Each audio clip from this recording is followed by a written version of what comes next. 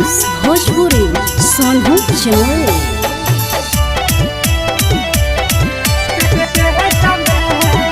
तो छौड़ा देने रहै डेट कर गेलियै सखी भेंट। तो छौड़ा देने रहै डेट कर गेलियै सखी भेंट। ऐसन मोरिया मारल कई बोलै के खेत में दर्द करो है पेट में ना। ऐसन मोरिया मारल कई बोलै के खेत में दर्द करो है पेट में।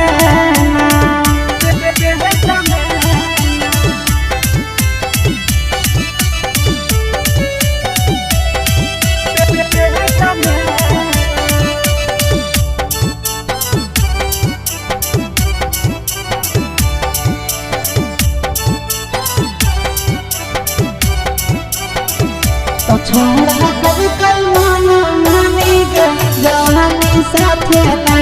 छोड़ा कभी कल माना मानी गे जवानी साथे ना। दुखावा के बात सखी एकरा से कहिए काम नहीं करे दवैया केतनो सखी खइए। ए सखी दुखावा के बात सखी केकरा से कहिए काम नहीं करे दवैया केतनो सखी खइए। तो केकरा कहिए लाचारी कवन भइला कई बेमारी। केकरा कहिए लाचारी कवन भइला कई बेमारी। झगड़ा कैला के छौड़ा चुमा ले तो देत में दर्द कर है पेट में ना। तो ऐसन मोरिया मारल कई छौड़ा खेत में दर्द करो है पेट में ना।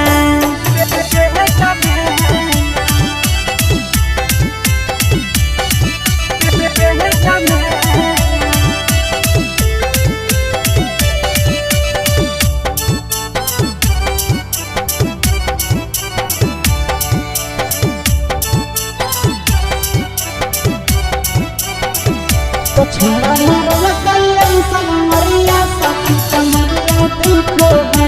तो छोड़ा मारल कई ऐसन मरिया सखी कमरिया दुखो है। बहरी गजन कल कई सखी नंदन अवधे सगे करे में झिका झोरी नो चलल कई के सगे। बहरी गजन कल कई सखी आशीष अवधे सगे करे में झिका झोरी नो चलल कई के सगे।